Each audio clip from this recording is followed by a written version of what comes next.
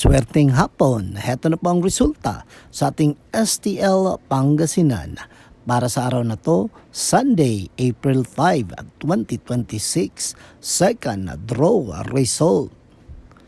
Ihanda yun ang mga STL tickets nyo at heto na ang resulta ngayong hapon. At para naman po sa ating STL Pangasinan, second draw result, ang resulta ngayong hapon ay ang kombinasyong ito. Ngayong Semana Santa, huwag nating kalimutang magdasal at magpasalamat sa Diyos sa lahat ng biyayang ating natanggap. Okay?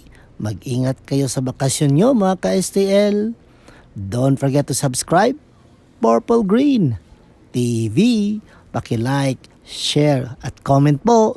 Thank you!